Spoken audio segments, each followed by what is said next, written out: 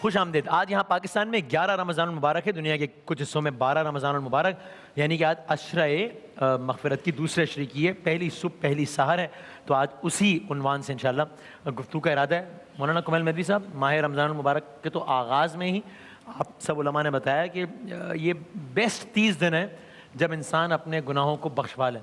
تو اب ان 30 دنوں میں بھی ایک پورا عشرہ جس کا عنوان ہی مغفرت, اور وہ عنوان کسی انسان نے نہ دیا ہو بلکہ وہاں سے آیا ہو, تو پھر یہ تو بڑے آئیڈیل 10 دن شروع ہو گئے ہیں آج. بسم اللہ الرحمن الرحیم. عشرہ مغفرت کا آغاز ہو رہا ہے. اس کا یہ مطلب نہیں ہے کہ عشرہ رحمت ختم ہو گیا تو رحمت ختم ہو گئی. رحمت بھی ہے اور مغفرت بھی ہے. واہ واہ. اور اللہ سبحانہ و تعالیٰ کا یہ کرم ہے کہ اس نے ایک ایسی اپرچونٹی عطا کر دی ہے کہ جس میں سانس لینا تسبیح ہے, سونا عبادت ہے. اور مغفرت کا سامان اس طرح سے حضور نبی کریم صلی اللہ علیہ وآلہ وسلم نے ارشاد فرمایا کہ جو اس ماہ میں اگر نہ بخشا جائے تو پھر تو وہ عرفہ کے میدان میں حج میں حاضر ہو تو پھر امکان ہوگا یا اگلے برس تک رمضان میں زندہ رہا تو. یعنی جو اس میں بھی نہ بخشا جائے تو اس کے بعد پھر اس کے لیے کوئی امید نہیں ہے. میں نا امید نہیں کرنا چاہتا, لیکن بقول شاعر کہ کیا جلد گیا سوئے ارم دار فنا سے, کہ سوکھا ہے پسینہ بھی تو جنت کی ہوا سے. تو اتنا جلد اللہ سبحانہ و تعالیٰ معاف کر دیتا ہے. اور اس میں یہ ضرور عرض کرنا چاہوں گا کہ نبی مکرم صلی اللہ علیہ وآلہ وسلم نے یہ بھی ارشاد فرمایا ہے کہ اللہ اس ماہ میں ہر اہل قبلہ کو معاف کرے گا سوائے 3 لوگوں کے. اچھا. آقِ والدین, وہ عشرہ مغفرت میں بھی نہیں بخشا جائے گا. والدین کو راضی کرے. عشرہ مغفرت کا یہ مطلب نہیں آپ کچھ بھی کرتے رہیں گے تو معافی ملتی رہے گی, کہ 3 لوگوں کو اللہ معاف نہیں کرے گا. آقِ والدین, دوسرا جو اپنے اندر لیاقت ہی نہ پیدا کرے کہ اللہ کی مغفرت تک پہنچے, یعنی اب تک اس نے اپنے آپ کو کوئی سدھارا ہی نہ ہو, اپنے لیے کوئی ایسے اسباب ہی نہ اختیار کیے ہوں کہ اپنے آپ کے لیے بہتری کا کوئی سامان مہیا کیا ہو اب تک کے ایام میں. آپ کو ایفرٹ نہ کیو, یعنی زندگی اسی طرح لاپرواہی میں گزار رہا ہو. اور تیسرا فرمایا کہ وہ نہیں بخشا جائے گا کہ جو میرا نام سنے اور پھر بھی مجھ پر درود نہ بھیجے. اللہم صلی علی محمد وآل محمد. تو سرکار ختمی مرتبہ نے فرمایا ہے کہ اگر کوئی میرا نام سنے اور مجھ پر درود نہ بھیجے تو اللہ سبحانہ و تعالیٰ اس کی مغفرت کے لیے اسباب مہیا نہیں فرمائے گا. تو یہ وہ عبادت ہے کہ روزہ ہم رکھتے ہیں, اللہ نہیں رکھتا. نماز ہم پڑھتے ہیں, اللہ نماز نہیں پڑھتا, وہ معبود ہے, وہ عبد نہیں ہے, وہ معبود ہے. صحیح ہے. لیکن یہ وہ عمل ہے جس میں اللہ سبحانہ و تعالیٰ بندوں کے ساتھ شریک ہوتا ہے. ان اللہ و ملائکتہ یصلون علی النبی. پہلے اللہ درود بھیجتا ہے, پھر ملائکہ درود بھیجتے ہیں, پھر صاحبان ایمان یا ایھا الذین آمنوا, پھر اے ایمان والو یا ایھا الذین آمنوا صلوا علیہ وسلموا تسلیما, کہ تم بھی درود بھیجو. اور آخری بات اس میں یہ ہے کہ قرآن کا واحد ایک سورہ ہے کہ جو 11 قسموں سے شروع ہوتا ہے, سورہ شمس. اس میں اللہ سبحانہ و تعالیٰ نے ایک میسیج دیا ہے جس کا بڑا گہرا تعلق ہے مغفرت کے معاملے سے. لیکن قرآن میں کچھ سورہ ایسے ہیں کہ جو ایک قسم سے شروع ہوتے ہیں, سورہ عصر والعصر ان الانسان لفی خسر. کچھ سورہ ایسے ہیں جو 2 قسموں سے شروع ہوتے ہیں, والضحیٰ واللیل اذا سجی ما ودعک ربک وما قلی. صبح کی قسم اور رات کی قسم جب اس کی تاریکی چھا جائے. کچھ سورہ ایسے ہیں جو 3 قسموں سے شروع ہوتے ہیں, والعادیات ضبحا فالموریات قدحا فالمغیرات صبحا فاثرن به نقعا فوسطن به جمعا ان الانسان لربه لکنود. ان سر پر دوڑتے ہوئے گھوڑوں کی قسم جو صبح کے وقت حملہ کرتے ہیں, اور جب وہ حملہ کرتے ہیں تو ان کی ٹانپوں سے چنگاریاں نکل رہی ہوتی ہیں. یہ ان مجاہدین راہ خدا کے گھوڑوں کی اللہ سبحانہ و تعالیٰ نے قسم کھائی ہے. کچھ سورہ ایسے ہیں جو 4 قسموں سے شروع ہوتے ہیں, بہت واضح آپ کو یاد ہے. بسم اللہ الرحمن الرحیم, والتین والزیتون وطور سینین وہذا البلد الامین. انجیر کی قسم, زیتون کی قسم, طور سینا کی قسم, اس شہر مقدس کی قسم. کچھ سورہ ایسے ہیں جو 5 قسموں سے شروع ہوتے ہیں, والفجر ولیال عشر والشفع والوتر واللیل اذا یسر.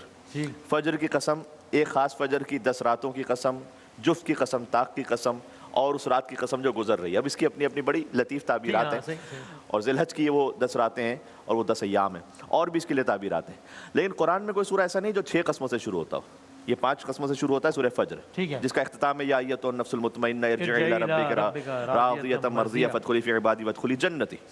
لیکن 6 قسموں سے شروع ہوتا ہے, 7 قسموں سے, 8 قسموں سے, 9 قسموں سے, 10 قسموں سے کوئی سورہ نہیں ہے. پھر 11 قسموں سے, جس میں کتنا اہم پیغام ہوگا. بسم اللہ الرحمن الرحیم, والشمس وضحاها والقمر اذا تلاها والنهار اذا جلاها واللیل اذا یغشاها والسماء وما بناها والارض وما طحاها ونفس وما سواها فالهمها فجورها وتقواها قد افلح من زکاها وقد خاب من دساها.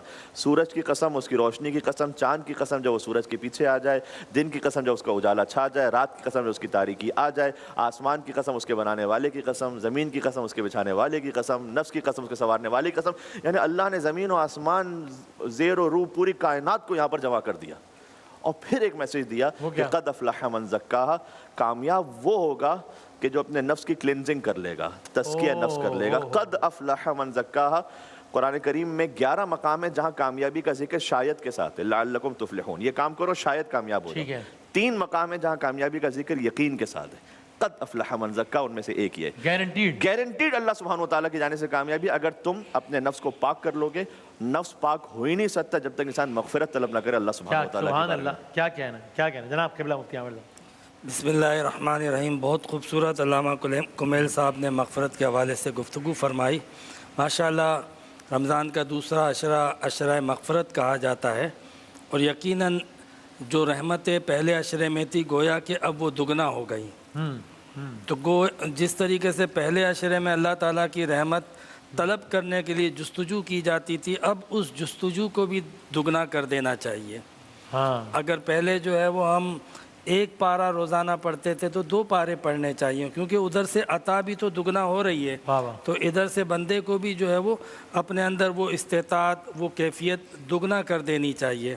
ویسے جب ہم مغفرت کی بات کرتے ہیں تو ایک بات تو یہ ہے کہ غفارہ کا مطلب ہوتا ہے کسی چیز کو ڈھانپنا، چھپا لینا. تو گویا کہ جب اللہ تعالیٰ مغفرت فرماتا ہے تو بندوں کے گناہوں کو ڈھانپ لیتا ہے، بندوں کے گناہوں کو چھپا لیتا ہے. بندوں کے گناہوں کو اللہ تعالیٰ چھپا رہا ہے، لیکن بندہ خود اپنے گناہوں کو ظاہر کرے، کتنے افسوس کی بات ہے.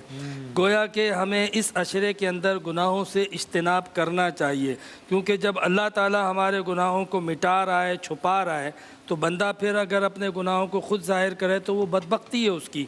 اللہ تبارک و تعالیٰ نے جو ہمیں یہ عشرہ عطا کیا ہے، دراصل جو اللہ رب العزت نے بخشش و مغفرت کا نظام رکھا ہے وہ یہ ہے کہ وہ بہانے سے اپنے بندوں کو معاف کرنا چاہتا ہے.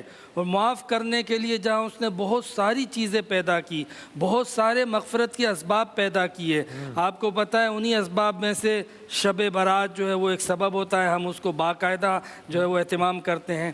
انہی اسباب میں سے شب معراج ایک اسباب ہوتا ہے، شب قدر ایک سبب ہوتا ہے.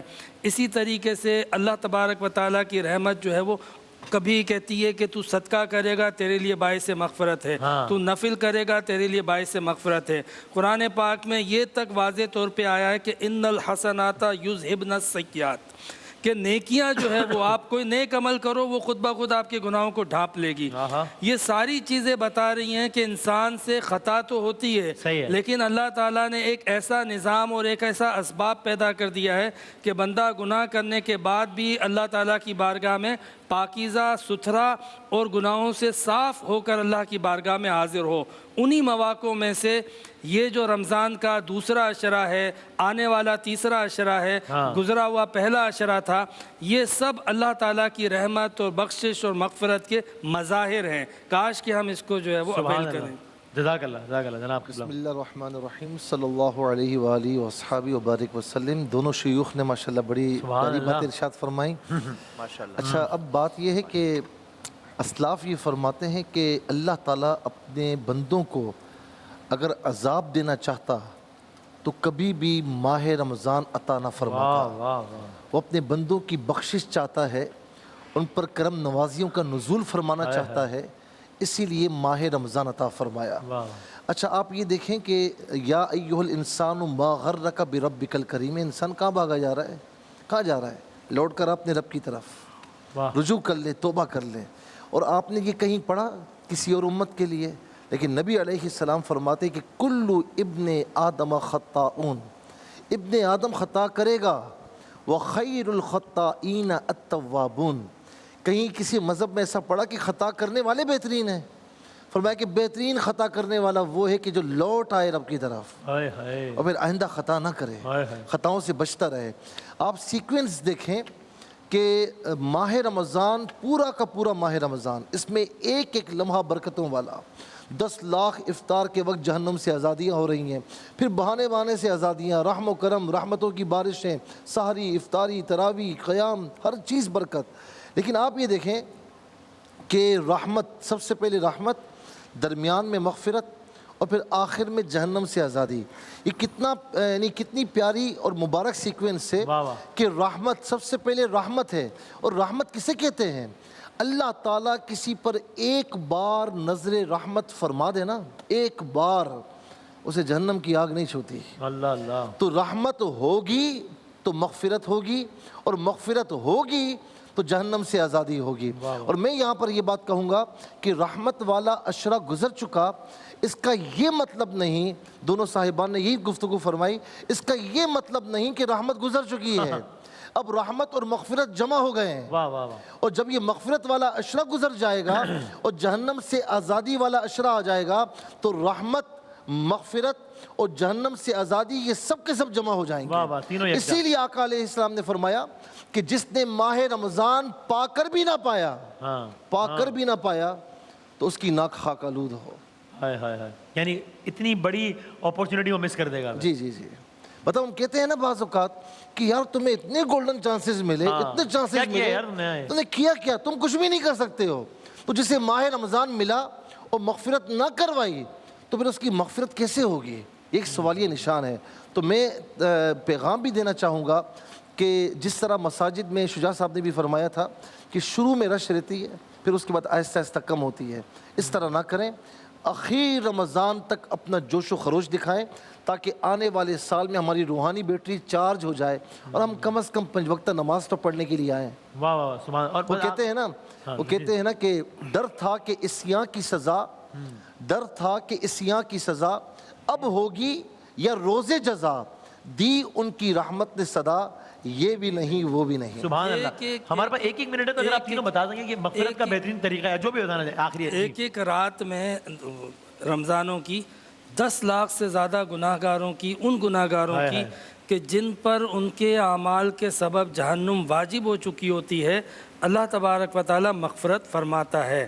مغفرت کا جو طریقہ ہے وہ یہی ہے کہ آپ چاہتے ہو کہ اللہ تعالیٰ مجھے معاف کر دے تو وہ کہتا ہے بس بندے تو مجھ سے معافی مانگ، التائب من الذنب کما لا ذنب لہ، سب سے بہترین طریقہ۔ ہمیں کسی کو بھی منانا بہت مشکل ہوتا ہے، لاکھ جتن کرنے پڑتے ہیں، لیکن میرا رب ہے کہ وہ کہتا ہے تو میرے پاس آ اور ایک بار معافی مانگ، میں تیرے سارے گناہ معاف کر دوں گا۔ سبحان اللہ۔ اسی بات میں عرض کرنا چاہوں گا بطور پیغام بھی کہ یہ رمضان ہے نا، اس میں اللہ تبارک و تعالیٰ کی خوب عبادت کیجیے اور خاص طور پر قرآن سے اپنے آپ کو جوڑ لیجیے۔ یہ ماہ رمضان اور قرآن اللہ کی، کیونکہ جتنے روزے دار ہیں میں سب سے کہہ رہا ہوں کہ آپ معمولی لوگ نہیں ہیں، آپ اللہ تعالیٰ کی مزدوری میں ہیں۔ اور آخری رات میں جب اللہ تعالیٰ فرماتا ہے نا کہ سب کی بخشش فرما دو، تو وہ فرشتے کہتے ہیں مولا یہ کیا ہے، شب قدر ہے؟ فرمایا نہیں، یہ مزدور کی مزدوری ملنے کی رات ہے۔ اور حدیث پاک میں فرمایا کہ سارے اعمال کی جزا دیتا ہوں 700 گناہ تک، اس سے بڑھا کر۔ فرمایا الا الصوم، سوائے روزے کے کہ اس کی میں خود جزا بنتا ہوں۔ تو میں کہتا ہوں قرآن سے رشتہ جوڑیں، رمضان سے، یہ دونوں آپ کی سفارش کریں گے اور اللہ تعالیٰ قبول فرماتے ہوئے ہمیں جنت میں داخل فرمائے گا۔ سبحان اللہ۔ انہی باتوں میں ایک پوائنٹ کا یہ اضافہ کہ والدین کی خدمت کریں۔ ہم کہتے ہیں کہ دعاؤں میں یاد رکھنا، بزرگوں سے کہتے ہیں دعاؤں میں یاد رکھنا، اپنے کام کیوں نہیں کرتے ایسے کہ وہ خود ہمیں دعاؤں میں یاد رکھیں۔ دوسرا یہ کہ اپنے گھر والوں سے، بالخصوص جو مرد حضرات ہیں وہ اپنی زوجہ سے اخلاق اچھا رکھیں، اس لیے کہ حضور نے فرمایا کہ جو اس ماہ میں اپنے اخلاق کو اچھا بنا لے اللہ اس کے لیے پل صراط سے گزرنے کا ایک جواز فراہم کر دے گا۔ یعنی اگر اعمال نہیں بھی تھے نا ایسے تو ایسی مغفرت ہو جائے گی کہ اس اخلاق کی وجہ سے وہ ریزن بن جائے گا، جواز فراہم کر دے گا کہ گزر جاؤ۔ تو عبادات بھی اپنے مقام پر ہیں اور حقوق العباد میں سب سے پہلے والدین اور شریک حیات گھر والے، ان سے اپنا اخلاق اچھا کر لیں، اللہ سبحانہ و تعالیٰ خود بخود مغفرت کیونکہ ہم اس چیز کو عبادت کی کیٹیگری میں شامل نہیں کرتے، اس لیے ہم نے تھوڑا سا ایک توجہ دلا دی کہ اس کو ضرور دیکھیں کہ آپ فقط یہ نہ کہیں کہ دعاؤں میں یاد رکھیے گا، کام ایسے کیجئے کہ وہ آپ کو دل سے دعا دیں انشاءاللہ۔ جزاک اللہ، بہترین، بہت شکریہ تمام علماء کرام کا۔ ایک وقفے کے بعد انشاءاللہ برادر زہیب اشرفی صاحب اذان فجر دیں گے انشاءاللہ۔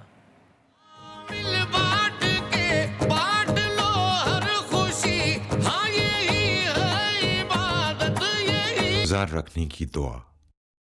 وبصوم غد نويت من شهر رمضان میں ماہ رمضان کے کل کے روزے کی نیت کرتا ہوں۔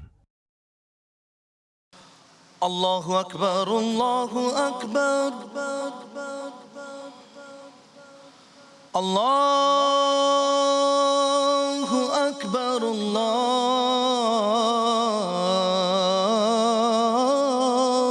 اکبر اشہد ان لا الہ الا اللہ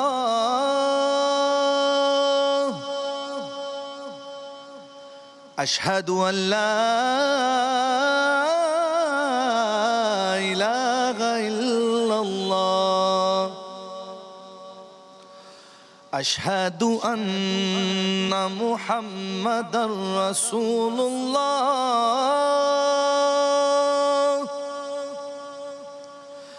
اشہد ان محمد رسول اللہ حی علی الصلاة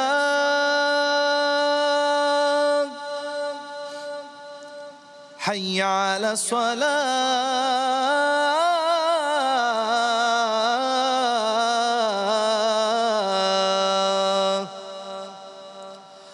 حی علی الفلاح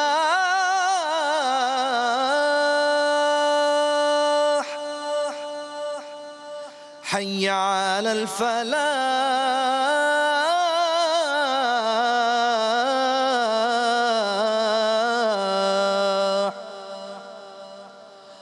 الصلاة خیر من النوم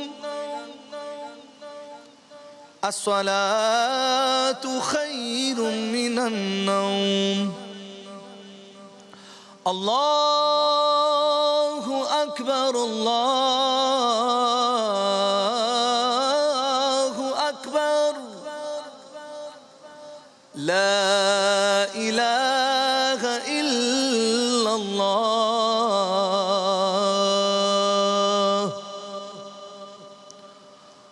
اللهم رب هذه الدعوة التامة والصلاة القائمة آت محمدا الوسيلة والفضيلة والدرجة الرفيعة وابعثه مقاما محمودا الذي وعدته وارزقنا شفاعته يوم القيامة إنك لا تخلف الميعاد برحمتك يا أرحم الراحمين۔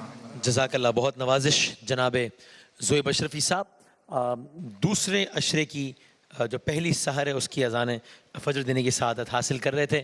آپ سب سے گزارش عشرہ مغفرت ہے تو دعا کیجیے گا، اور اس سے بڑی دعا کوئی نہیں ہو سکتی کہ اللہ تعالیٰ ہم سب کے اس دنیا کے معاملات کو بہت بہتر اور بہت سہل، بہت آسان فرمائے انشاءاللہ۔ تو آئیے اسی دعا سے اختتام کرتے ہیں جو کہ اللہ کے نبی حضرت یونس علیہ السلام نے پڑھی، جسے ہم آیت کریمہ بھی کہتے ہیں، اور انشاءاللہ کوشش کریں گے کہ آنے والے دنوں میں مختلف انبیاء کرام نے مختلف حوالوں میں جو جو دعائیں پڑھی ہیں انشاءاللہ وہ آپ کی خدمت میں پیش کریں گے۔ تو اسی دعا سے اختتام کرتے ہیں۔ بسم اللہ الرحمن الرحیم۔ وَظَنُّونِ إِذْ ذَهَبَ مُغَاضِبًا فَظَنَّ أَن لَّن نَّقْدِرَ عَلَيْهِ فَنَادَىٰ فِي الظُّلُمَاتِ اللہ الہ الا انت سبحانک انی کنت من الظالمین فاستجبنا له ونجیناہ من الغم وکذالک ننجی المؤمنین۔ انشاءاللہ بشرط صحت، سلامتی، زندگی۔ اب سے کچھ گھنٹوں بعد یعنی 1:45 پر ملتے ہیں۔ اللہ حافظ۔